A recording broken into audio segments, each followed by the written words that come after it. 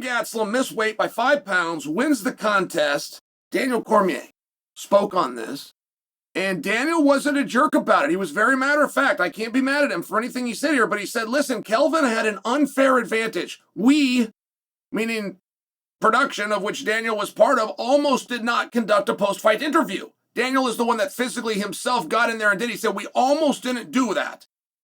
As a punishment.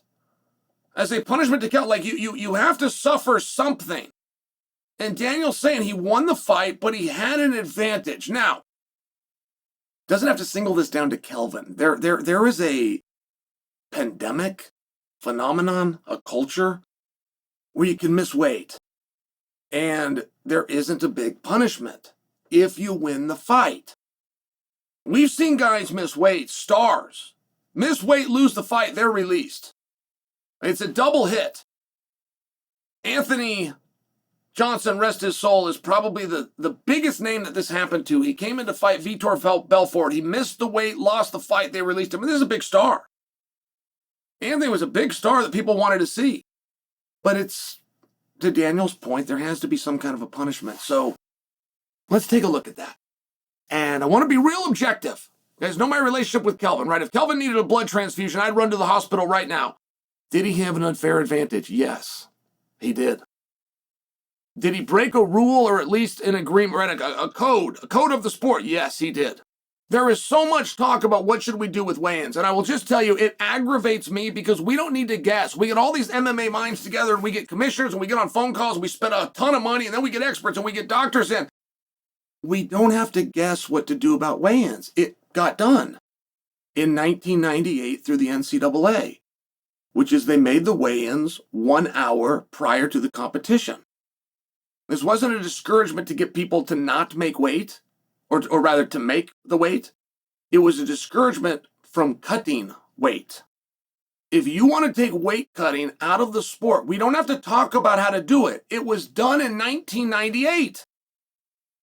There's only a couple of fields in all of God's earth where they weigh you in. It's very rare.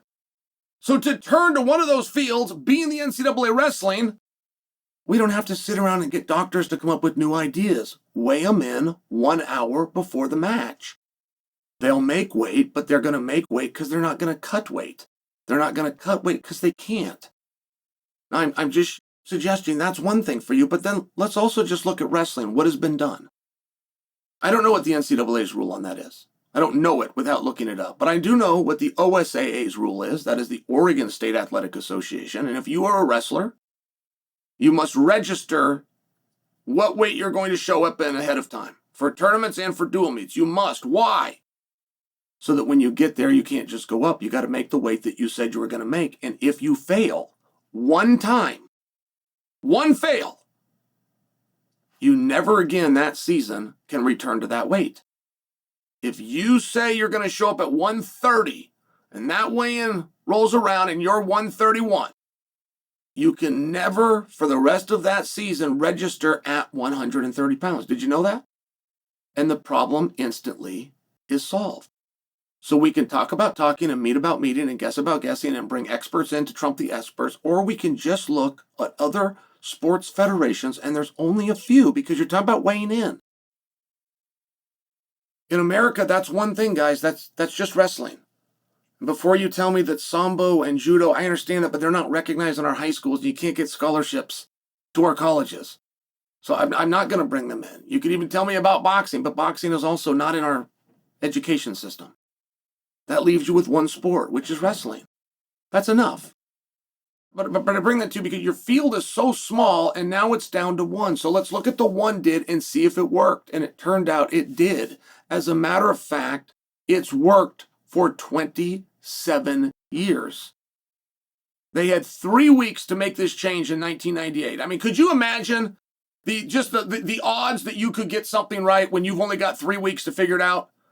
They had 3 weeks to put this plan together. They put it together. They've never changed one letter of that law since they did it. And you're not dealing with the world's most sophisticated people. You're dealing with a group of wrestlers. They still got it right on their first try. MMA wants to go and talk about this forever, which tells me that they don't actually want to solve the problem. If you want to solve the problem, a guy registers for a weight class, he does that in writing. Same within your professional contract as they do in the state body here in little old Oregon. If he fails to make the weight class, he cannot return to that weight class. It's very simple and it's very straightforward. You want to take weight cutting out completely? You just don't want anybody cutting weight? What a novel idea that a guy fights other guys that weigh the same thing as he does. Would you like to do that? Great. Weigh him in 1 hour before the competition. You will never see a dehydrated athlete show up to that scale again. But something tells me you don't actually want to solve this problem. You just want to keep discussing it. So, carry on.